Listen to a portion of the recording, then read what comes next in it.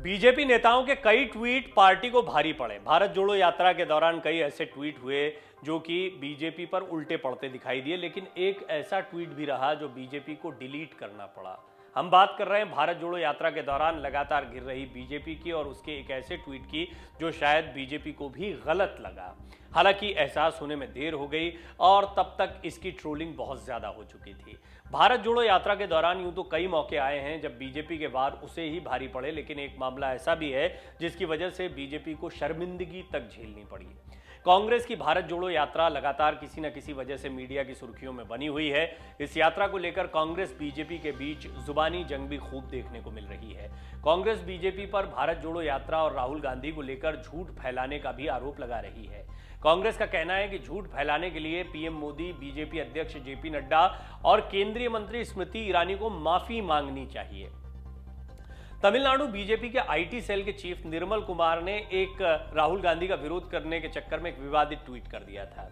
इस ट्वीट में राहुल गांधी के साथ एक बच्ची, एक लड़की दिखाई दे रही है। उन्होंने दावा किया कि राहुल गांधी हाथों में मेहंदी लगाकर बच्चों के साथ खेल रहे हैं, ऐसे में उन्हें कौन सीरियस ले सकता है। बाद में सामने आया कि लड़की राहुल गांधी की भांजी मिराया वाड्रा हैं और बीजेपी नेता निर्मल कुमार ने जो तस्वीर शेयर की वो 7 साल पुरानी है।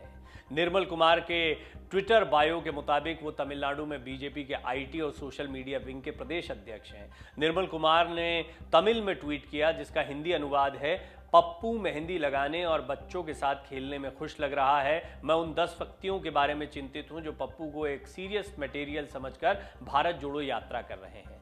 हालांकि विवाद ज्यादा बढ़ा तो बीजेपी नेता को यह ट्वीट डिलीट करना पड़ा और इसे राजनीतिक टिप्पणी उन्होंने बताया। उन्होंने अपने बयान का गलत मतलब निकालने का भी आरोप लगा दिया। निर्मल ने जो तस्वीर शेयर की है उसमें राहुल के साथ दिख रही बच्ची उनकी भांजी मिराया वाड्रा है। मिराया प्रियंका गांधी वाड्रा और रॉबर्ट वाड्रा की बेटी हैं। दोनों लोग राजीव गांधी की 71वीं जयंती के स्मरण समारोह में हिस्सा लेने के लिए पहुंचे थे और ये फोटो 2015 की है, 7 साल पुरानी। तब पूर्व प्रधानमंत्री राजीव गांधी के 71वें जन्मदिन पर उन्हें श्रद्धांजलि देने के लिए दिल्ली के वीर भूमि मैदान में कार्यक्रम आयोजित किया गया था। इसी कार्यक्रम में अपने नाना को श्रद्धांजलि देने के लिए मिराया वाड्रा भी पहुंची थी। निर्मल कुमार के ट्वीट वाली फोटो भी इसी कार्यक्रम की है।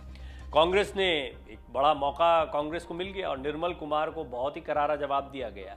निर्मल कुमार के ट्वीट के बाद सोशल मीडिया पर लोगों ने उन्हें निशाने पर ले लिया।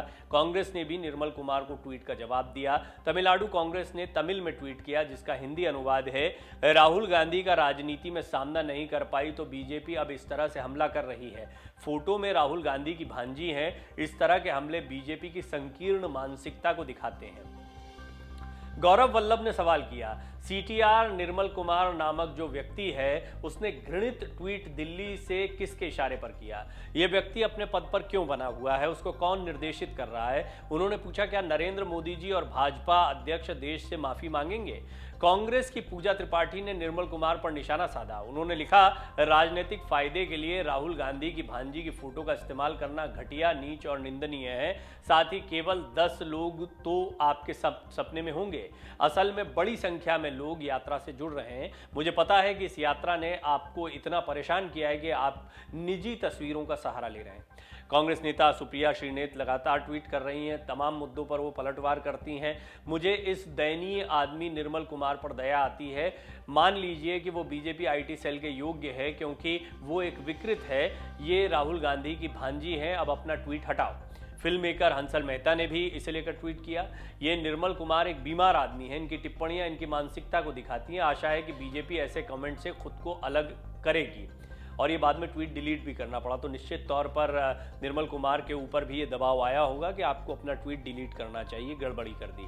जल्दबाजी में गड़बड़ियां कई बार हो रही हैं बीजेपी आईटी सेल की तरफ से और इस बार ऐसा लग रहा है कि बहुत जल्दी में है और यही ओवर कॉन्फिडेंस भारी पड़ जाता है कि राहुल गांधी की यात्रा है, उनकी कुछ कमियों को ढूंढा जाए, उनकी पुरानी इमेज या जिसको इमेज को बिगाड़ने के लिए जितना काम किया गया उसी के सहारे अभी चल रहे हैं। लेकिन वक्त बदलता जा रहा है।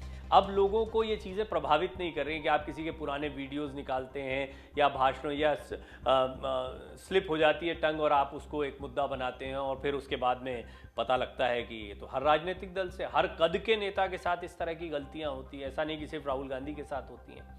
बहरहाल ये बात सही है कि राहुल गांधी धीरे धीरे राजनीति में अलग अलग पायदान चढ़ रहे हैं, उनको अभी काफ़ी कुछ सीखना है, काफ़ी कुछ सीख भी रहे हैं। दूसरी बात यह है कि प्रधानमंत्री मोदी, अमित शाह, गृह मंत्री अमित शाह, ये सब बहुत ही दिग्गज और बहुत मंजे हुए नेता हैं। इनके सामने राहुल गांधी सचमुच बहुत कमज़ोर दिखाई पड़ते हैं। लेकिन भारत जोड़ो यात्रा और उस पर हमला करना बीजेपी को जो भारी पड़ा, उससे राहुल की इमेज भी जो है वो लगातार मजबूत हुई है।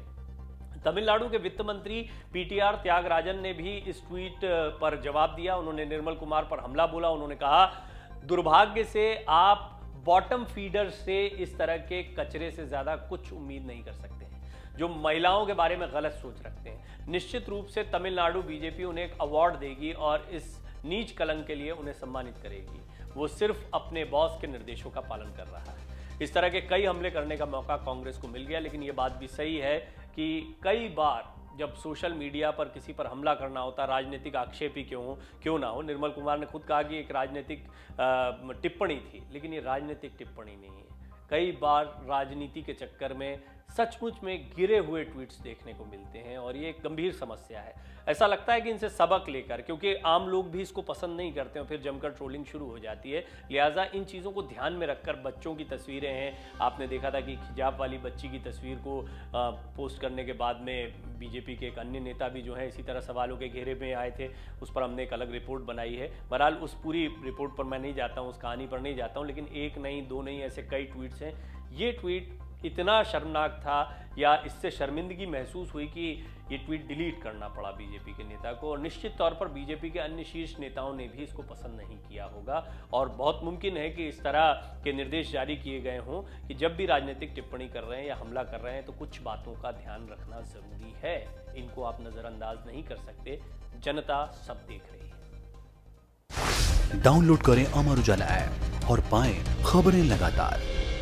अगर आप ये वीडियो YouTube पर देख रहे हैं तो हमारे चैनल को सब्सक्राइब करें और बेल आइकन को दबाना ना भूलें। अगर आप Facebook पर ये वीडियो देख रहे हैं तो हमारे पेज को लाइक करें।